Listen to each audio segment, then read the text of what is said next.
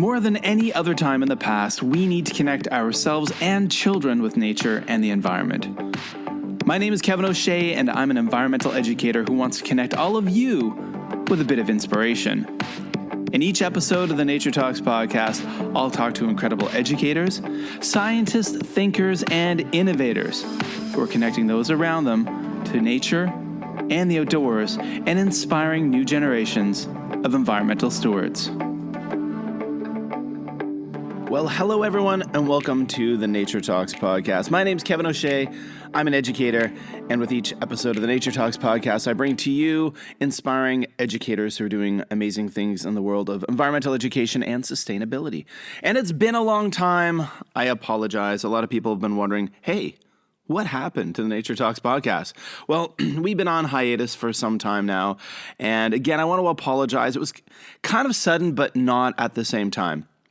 But we're back, and there's some big changes that have happened, will happen this season, and I'm going to divide this up into seasons. I'm going to call this a new season. It's a bit of a fresh start, the beginning of season number 3 here at the Nature Talks podcast. So for those of you who may be tuning in for the first time, I am a Canadian international school teacher. I've been living abroad in Asia for 21 years. I've been a teacher in South Korea, Japan, China, and I'm right now winding up my time in China, winding up my 6th year in China. The reason why there was no Nature Talks podcast for the last several months is essentially I was in the middle of recruiting season. And for international school teachers, that really begins in the early fall. And it's still continuing for many people out there. But I was essentially working 2 full-time jobs. I was teaching my homeroom class as a kindergarten teacher at an international school here in Shenzhen, China. And I was basically, I would say, working 40 hours plus a week just on recruiting, on applying to schools, tweaking cover letters, redrafting cover letters and resumes, doing a ton of interviews for a lot of different positions. And I'm happy to say the big announcement, drum roll, that my family and I will be moving to Malaysia, Penang Island in Malaysia, in the new school year. We'll be moving during the summertime, and I'm super excited to be joining the primary team at the International School of Penang Uplands. I can't wait. It's a place that has so much nature, so many conservation opportunities, so many amazing things happening with food culture. And again, I'm going to be excited to join the primary team there and do my environmental education thing, my nature thing, and I can't wait to start becoming a bit of an expert on all of the incredible things that are happening there. It's going to be wonderful. So we're back with the Nature Talks podcast, and this season I want to of course, continue on my path of my passion of sharing environmental education with all of you out there and inspiring all of you folks to get outside and do more. But I also want to kind of have a more sweeping arc of looking at sustainability, and not just sustainability outdoors, but sustainability in general, and educators and students that are doing incredible and inspiring things with sustainability, because that's the key. When we talk about climate action, when we talk about the environment and helping our world heal, and something that we need to do faster and faster, I want to look at a broader lens of sustainability. And this week, I am very fortunate to have an inspiring colleague, Annie Ferguson, who joined me. She is an upper primary teacher at Shekou International School in Shenzhen, China. And she is doing some amazing things with recycling clothing and taking a lot of waste out of the world and making people happy and finding new homes for furniture, for clothing, for housewares, and basically, again, helping people, making our world more sustainable. And she has helped develop a model at Shekou International School that I think schools around the world, both international schools and public schools, people can follow in their schools and really make an important impact in the world of clothing, fashion, and environmental waste. And it's a fantastic interview. So sit back, folks, and listen to me chat with another inspiring educator, Annie Ferguson. All right, so we are here for another episode of the Nature Talks podcast.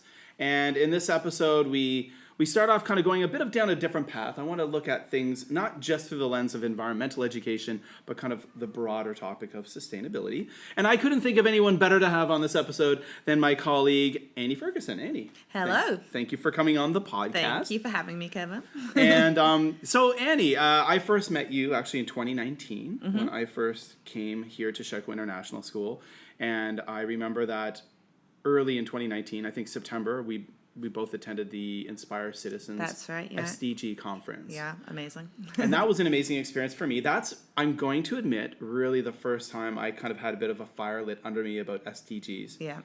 Because I've been working in education for years, but I hadn't been at any schools that really even mentioned SDGs, let alone did something. Yeah, no, I hadn't heard of them before coming here, but I'd been here a year or so before you, and we had just like dove into them, and it was so excited to kind of put like different labels on things and see, to see 17 things and break it down that much. It was like that, that really works. Well, that can work for that, and that can work for that. And so, I was really inspired by that. And then that workshop was really, cool. Really good. And that's I hope some future guests on the podcast. I want to definitely have Steve and Aaron on the podcast in the future. But so Andy, can you tell the listeners a little bit about yourself and maybe kind of your path into education, how you became an educator? Yeah, well, my path was a bit different from the norm because I was a professional dancer first. My passion was being on the stage and performing.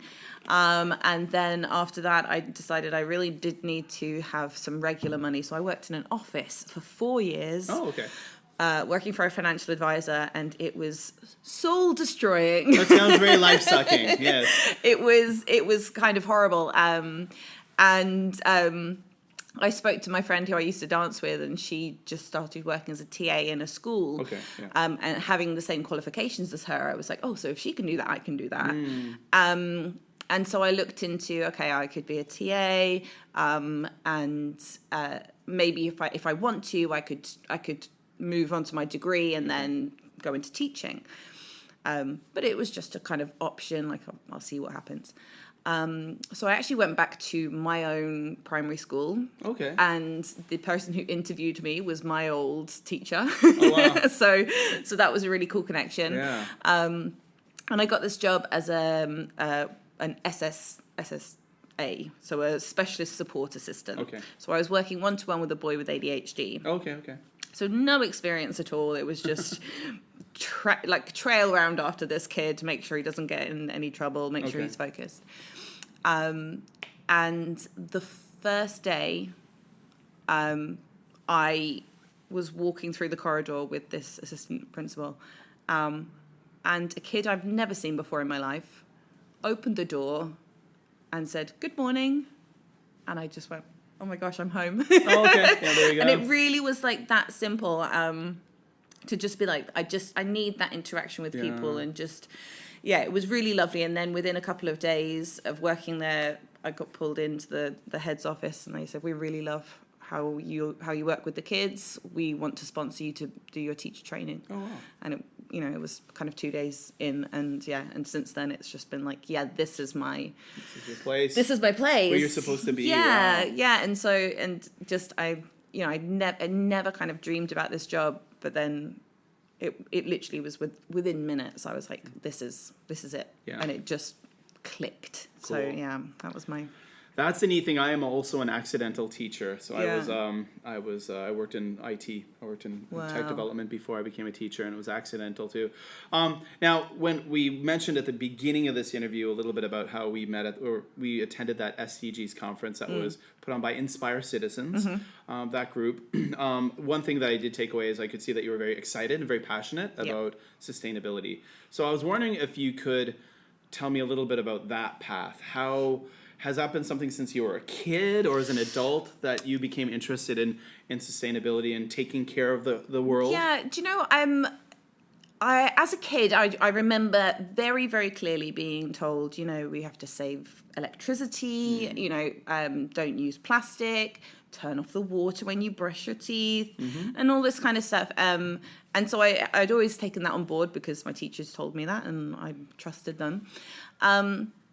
And then I realized when I became a teacher, we were still saying exactly the same things. We were still saying, turn off the lights when you leave the room. These are things I've said too. Exactly. And I probably said them today. Exactly. Turn off the water when you brush your teeth. These are ways so we can save water. Yeah. But we're also seeing so much climate change and difference already happening. It's like 1 minute that's not enough. Yeah. I've been doing that my whole life and it's not enough. And I never understood having like a plastic water bottle, like buying a new one. It just felt so wasteful, especially when I was, come from England. So the water from the tap is always good. Yeah, absolutely. So that for me in England was just a really strange idea to ever go to a shop and buy water. Obviously very fortunate position to be in. There was a particular trip when I went to New Zealand in the Auckland Zoo. They have a film that plays about 5 degrees difference. Okay, yeah. And it was terrifying. It was terrifying. So to hear, kind of realize how much those real small things make a difference to everything. Like changing the temperature in the water here means that this algae doesn't survive, kind of which butterfly means effect. Almost. Exactly. Everything is so connected and linked, and So it just felt like we have the power as teachers to actually do more. I was influenced by my teachers. We're talking like 30, 35 years ago. Yeah. I was influenced by them to look after, water and electricity and things like that. And it's like, well, if we can kind of go bigger with it, go the next step with it and actually break down a little bit more. And what's been great, in grade 4, we do an economy unit. Okay. And we actually had Steve from Inspire Citizens work with us on building a unit all about the circular economy and looking at how economies can actually work in a more sustainable fashion. And that kind of led me into looking more at clothing. Okay. And finding out like just what a big impact the clothing industry has on the climate. It's the second biggest polluter. So I always think about big oil and petrol companies, and like, well, I can't do anything about oil and petrol companies, that's not for me to take part in. It's like, but actually many of us do purchase clothes very regularly and discard of them very easily. And so that's where my focus kind of went towards that way a lot more recently, since being in China. Because like one thing I've heard, and we'll jump into kind of the big project you've been taking on recently here, but in some like different like WeChat groups and WeChat, everyone, if you're not sure, in China, that would be like WhatsApp on steroids, I suppose. It's kind of a bigger version of that. But our school has many different groups where faculty and that communicate. And I can remember seeing some different things come up. You mentioning, or it's been mentioned about fast fashion. Yes. And I have to admit, this is a term I'm starting to hear more of now in the news.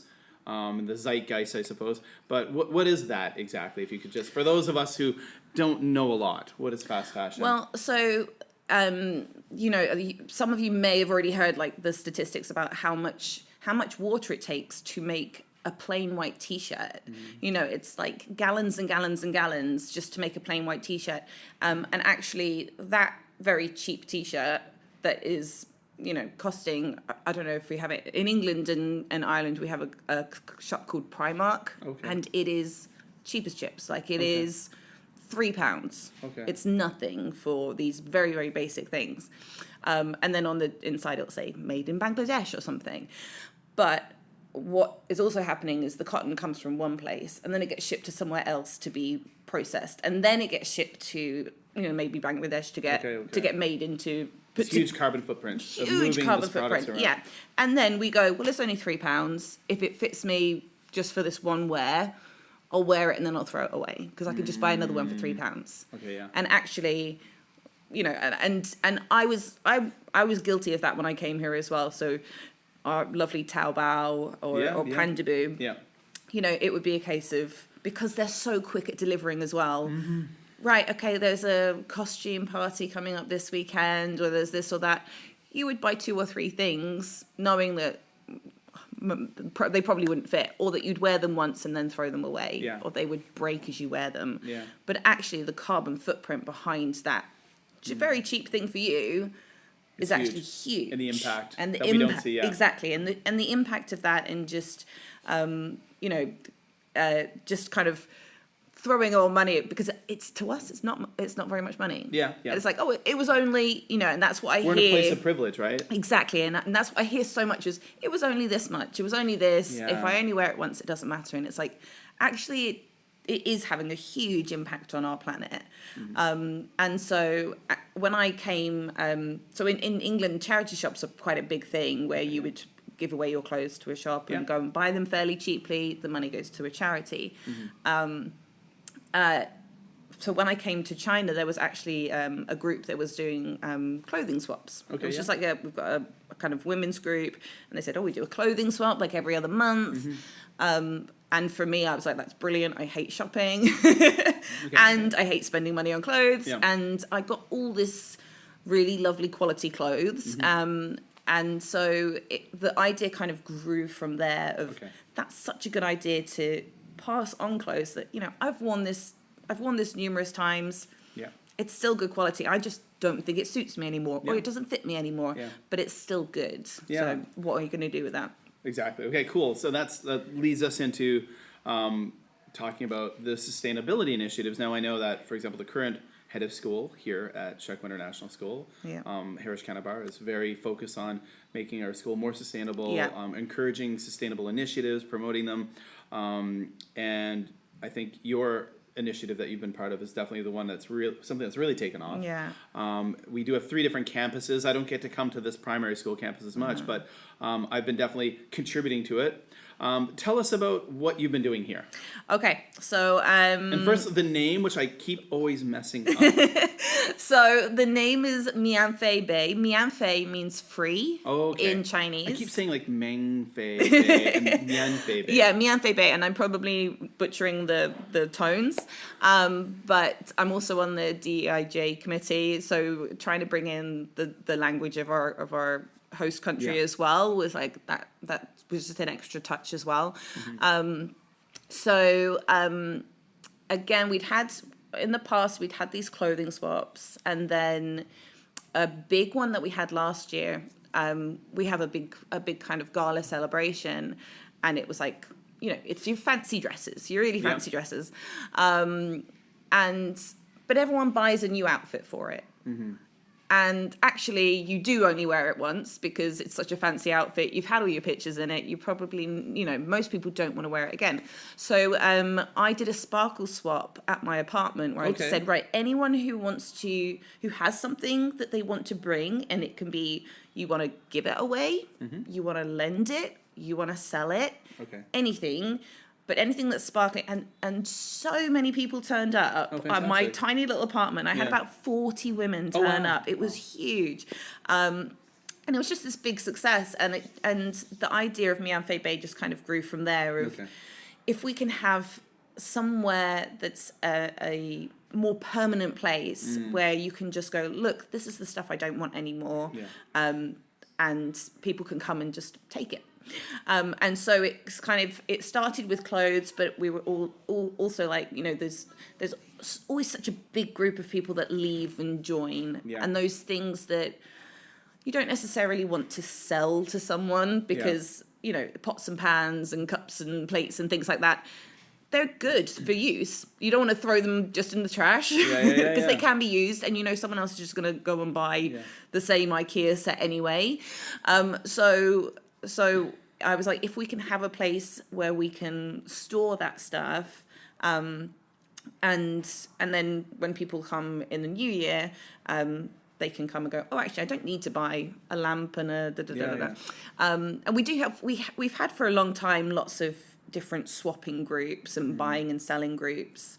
But I found a lot of those things like, I would like that mug or that spatula or little things, but then it's like, but I don't really want to walk all the way over there to this person's house just to pick that up, or so it was kind of the idea of having something that was more central that could be for everyone. And at the minute, yes, as you say, with the 3 campuses, it's not ideal. I would love to have more kind of ability to share with the 3 campuses. So we're trying to work out something there.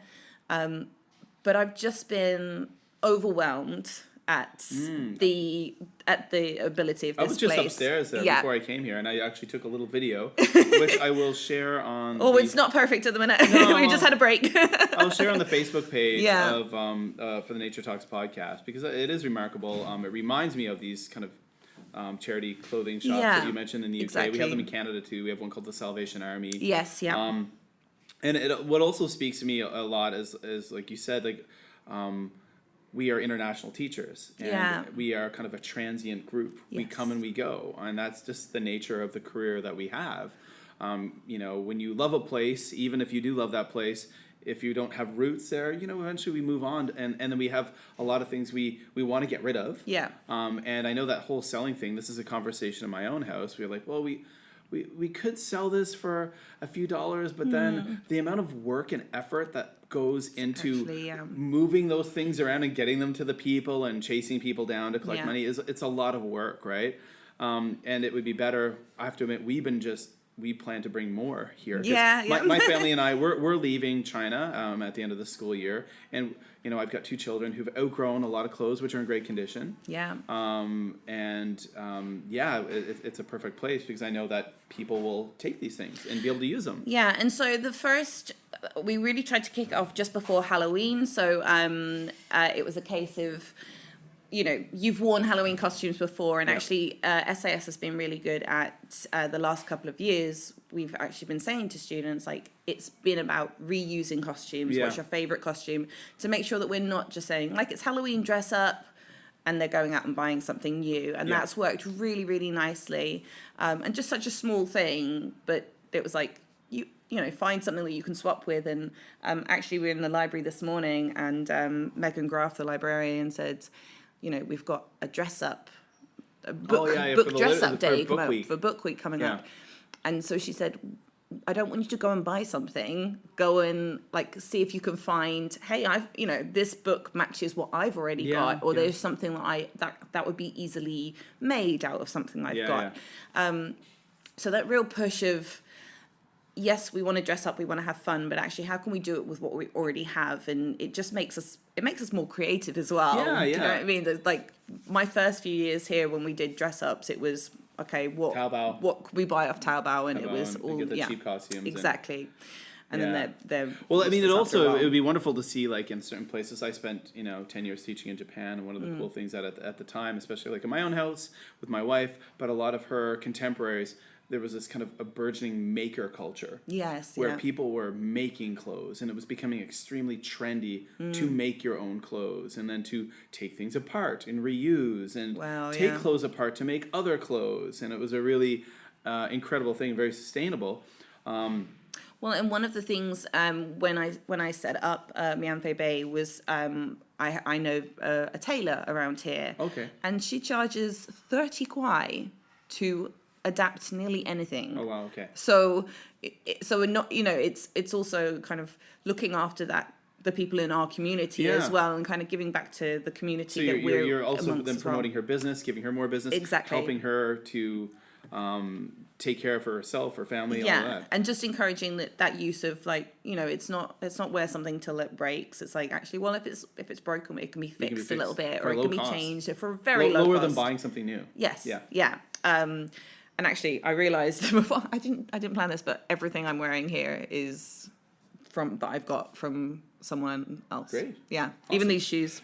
Well, I mean, so right now it's set up. You have, luckily, the space on the top floor of our school. You have an entire classroom that's not used as a classroom, which is set up, and you've got, I see, like a shoe section. There's lots of different clothes, dresses, toys. Yeah. I suppose small home furnishings, which is a great thing because there's going to be a lot of people coming here to China, coming to Shenzhen before the new school year happens, who are going to have empty apartments. Yeah. And they're going to need things. Yeah. And I think especially, those little bits and pieces that make something feel more like a home, that, just the odd picture or picture frame thing that, I know some people when they move, they have their whole big, they move everything with them. Yeah. Especially if you're a big family. As a single person moving, I'm just coming with a couple of suitcases. Okay. So I've got, the real bare minimum. So when I go into an apartment, I have to furnish it Yeah.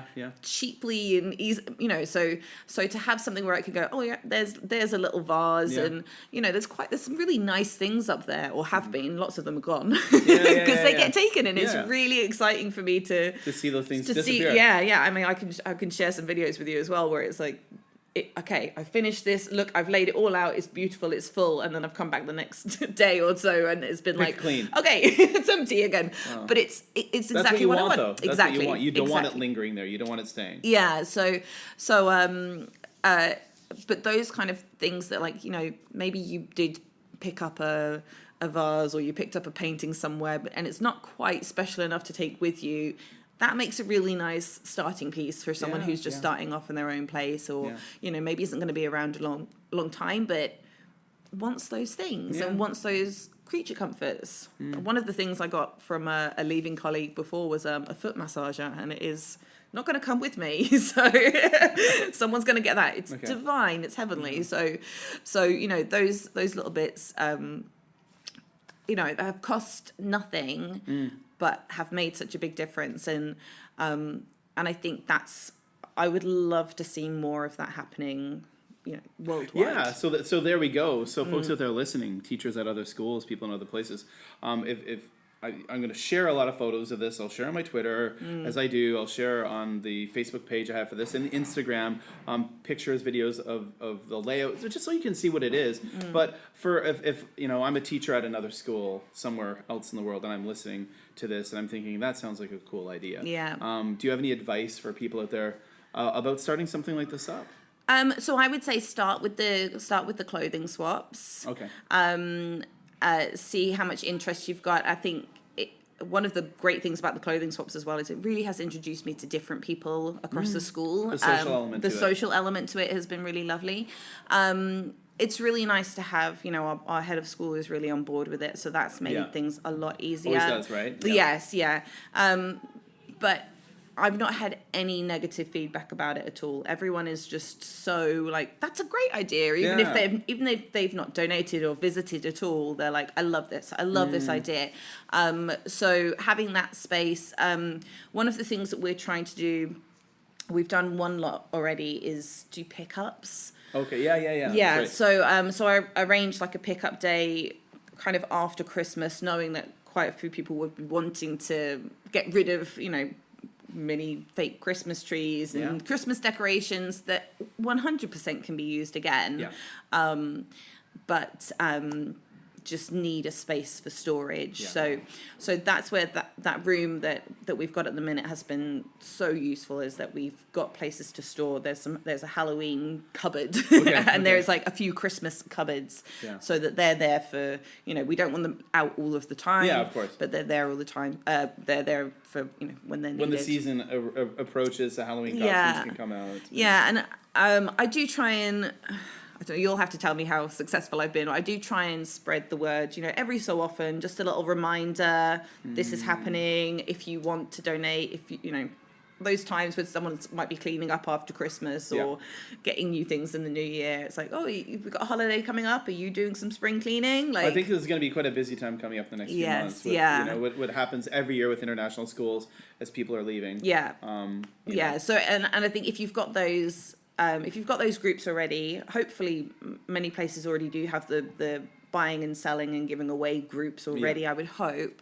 But if not, those are a really good place to start and just say, look, let's sort out something where we can share and swap. Yeah. I mean, we started with a little table in Parkside. There was a table where you would just leave things and people would come and take it away, whether it was school supplies or... I have a lovely teapot that I got from there. Yeah.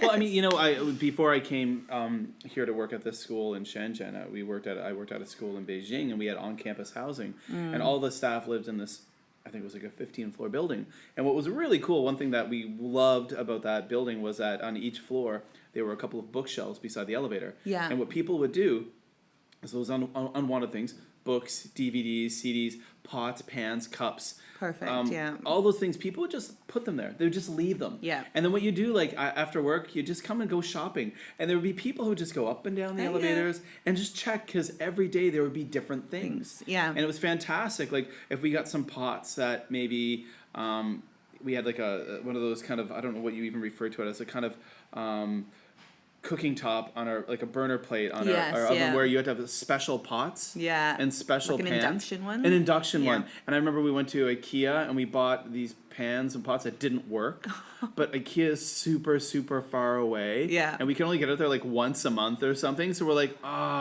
you know what? These weren't that expensive. Let's just put them out there. Yeah. And we did it within 20 minutes. They're all gone. Yeah. And you've made someone's day. And they were beautiful and brand new. Yeah. Someone's like, this is the best day ever. Yeah. You know, it's that one man's trash is another man's treasure. There's always someone that's gonna want that thing or need that thing. Yeah.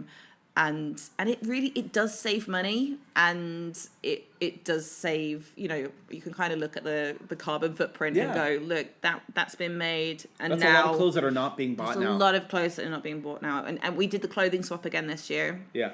For the sparkle swap, and again just bought a couple of bottles of Prosecco. We had some nibbles, and we had the Mian Fei Bay open, but we also had any clothes that people were happy to lend in the other room, so that people could, and then we had big mirrors and nice twinkle lights and stuff. So it was a really, really lovely evening, and it was a nice catch up for people that don't really see each other.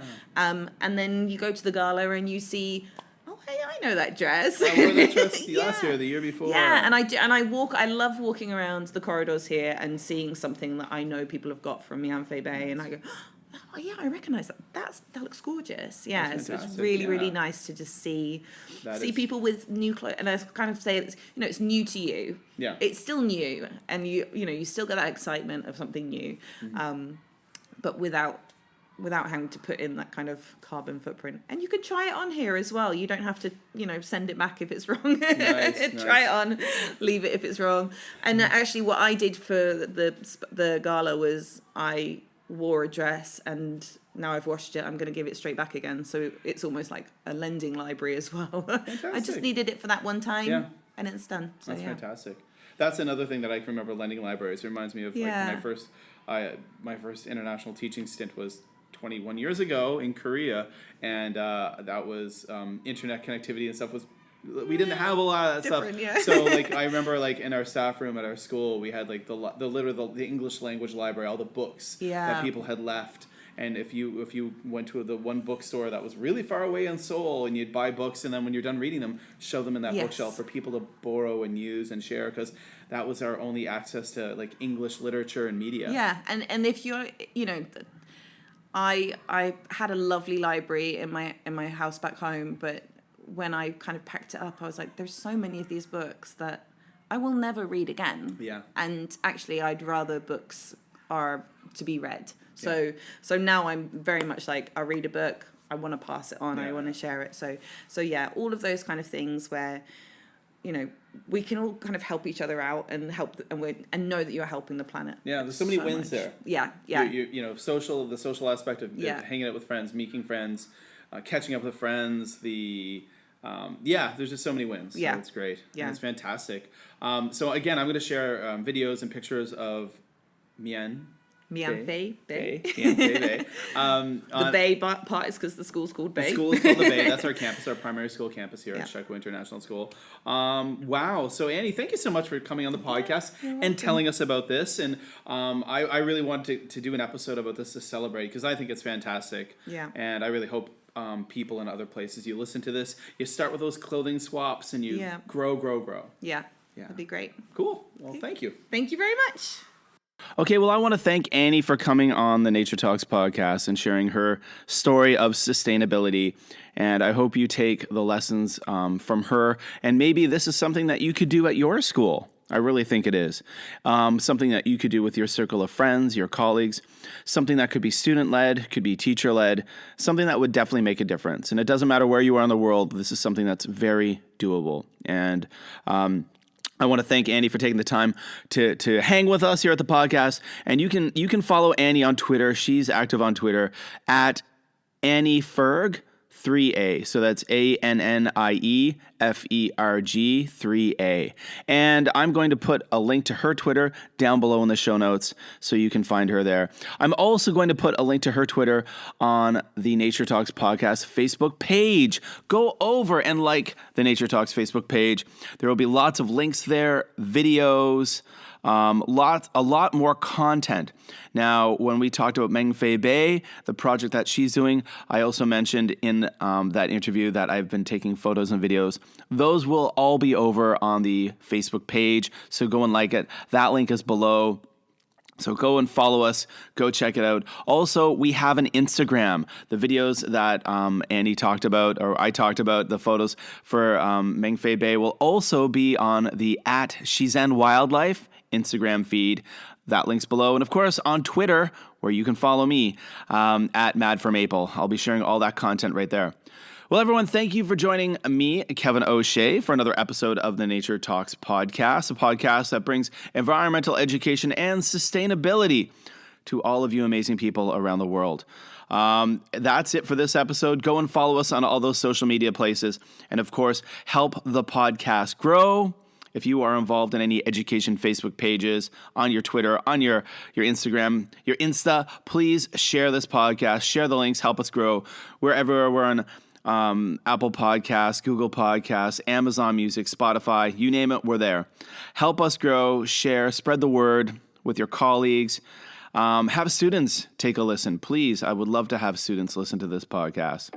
All right, that's it for me. That's it for another episode. We'll be talking to you real soon with another inspiring person helping the world, one little bit at a time. All right, take care, and I'll be talking to you soon.